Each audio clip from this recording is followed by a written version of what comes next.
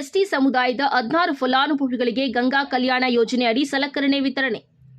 ಬಾಗೇಪಲ್ಲಿ ರೈತರಿಗೆ ಕೊಡುವ ಸರ್ಕಾರಿ ಸೌಲಭ್ಯಗಳಲ್ಲಿ ದಲ್ಲಾಳಿಗಳು, ಮುಖಂಡರುಗಳು ಪಾಲುದಾರರು ಆಗಬಾರದು ಎಂಬ ಉದ್ದೇಶಕ್ಕಾಗಿ ಕಾರ್ಯಕ್ರಮ ಆಯೋಜಿಸಿ ರೈತರಿಗೆ ನೇರವಾಗಿ ಸವಲತ್ತು ವಿತರಿಸುತ್ತಿದ್ದೇವೆ ಎಂದು ಶಾಸಕ ಎಸ್ಎನ್ ಸುಬ್ಬಾರೆಡ್ಡಿ ಹೇಳಿದ್ದಾರೆ.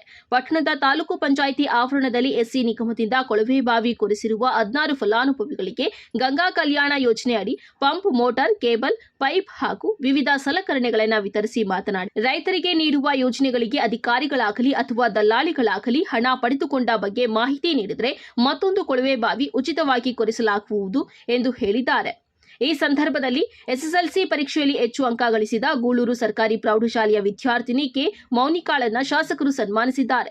ಈ ಸಂದರ್ಭದಲ್ಲಿ ತಹಸೀಲ್ದಾರ್ ಮನೀಷಾ ಪತ್ರಿ, ತಾಲೂಕು ಪಂಚಾಯಿತಿ ಇಒ ರಮೇಶ್, ಮುಖಂಡರಾದ ಎಸ್ಎಸ್ ರಮೇಶ್ ಬಾಬು, ಎಲ್ ವಿಷ್ಣುವರ್ಧನ ರೆಡ್ಡಿ, ಎವಿ ಪೂಚಪ್ಪ, ಬಿವಿ ವೆಂಕಟರಮಣ, ಬಾಲೇನಹಳ್ಳಿ ರಮೇಶ್, ಗುಡಿಬಂಡೆ ನವೀನ್, ಕೋಟಪ್ಪ, ಶ್ರೀನಿವಾಸ ನಾಯಕ, ಎಸ್ಎನ್ ನರಸಿಂಹಪ್ಪ ಮತ್ತಿತರರು ಇದ್ದರು. ವರದಿ ಗೋಪಾಲರೆಡ್ಡಿ, ನಂದಿ ಟಿವಿ న్యూస్ బాగేపల్లి.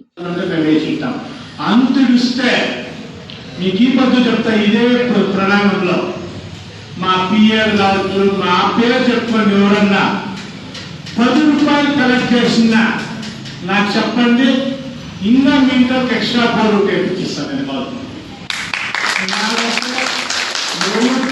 1 రూపాయి ఇచ్చే ఆవశ్యకత లేదు. బాగా జ్ఞాపకం పెట్టుకోండి. మీరే కొందరు అత్యంత పెడతారు. వాడు ఫోన్ చదువుతాడు ఎవరన్నా ఊర్లో, మీకు రాలేదా వల్ల ఎట్లా 100 కింద వచ్చేదా 5,000 పెట్టుకొచ్చాయి ఇప్పుడైనా ఎందుకండి నీరే జరుపుకుంటాడు. వాడు గవర్నమెంట్ మేము ఇచ్చిన్నాము, లేకుండా ఎక్కడ పోతాడు వాడు. మీరే వాళ్ళ సెంటాలు చూపిస్తా ఉన్నారు. నిజం చెప్తాను, దయచేసి అట్లా ఇప్పుడు నేను చెప్తాను. నెక్స్ట్ ఎవరైనా ఉంటే మన వాళ్ళు ఎవరికి 1 రూపాయి ఇచ్చే ఆవశ్యకత లేదు. ఫ్రీగా మేము గవర్నమెంట్ నుంచి చేస్తా ఉన్నది. ఇంకోటి బాగా జ్ఞాపకం పెట్టుకోండి, కానీ మేము ఇంత రిస్క్ తీసుకొని కొద్ది తింటాము.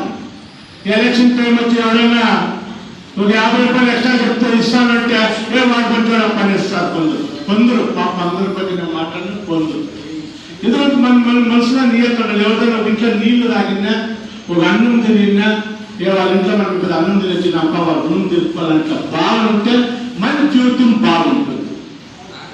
దాన్ని ಕರೆದು ನಮ್ಮ ಅಧಿಕಾರಿಗಳ ಜೊತೆಯಲ್ಲಿ ಇಟ್ಕೊಂಡು ಅವ್ರಿಗೆ ಕೊಡುವಂಥ ಕಾರ್ಯಕ್ರಮ ಮಾಡ್ತಾ ಇದ್ದೀವಿ. ಕಾರಣ ಏನಂದರೆ, ಯಾವುದೇ ಮಧ್ಯವರ್ತಿಗಳು, ದಲ್ಲಾಳಿಗಳು ಇದರಲ್ಲಿ ಪಾಲುದಾರರಾಗಬೇಕು ಅನ್ನೋ ಉದ್ದೇಶದಿಂದ, ಪಾಲುದಾರ ಆಗಬಾರ್ದು ಅನ್ನೋ ಉದ್ದೇಶದಿಂದ ಈ ಕೆಲಸ ಮಾಡ್ತಾ ಇರೋದು.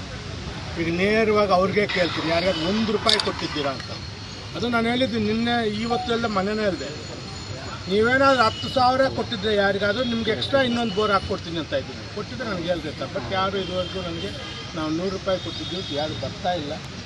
ಈ ಪಾರದರ್ಶಿಕೆ ಇರಬೇಕು ಅಂತ ಹೇಳ್ಬಿಟ್ಟು ಈ ಥರ ಫೀಲ್ಡಲ್ಲಿಟ್ಟು ಫಲಾನುಭವಿಗಳು ಪ್ರತಿಯೊಬ್ಬರಿಗೂ ಕೊಡುವಂಥ ಕೆಲಸ ಕಾರ್ಯಕ್ರಮ ಆಗ್ತಾಯಿದೆ.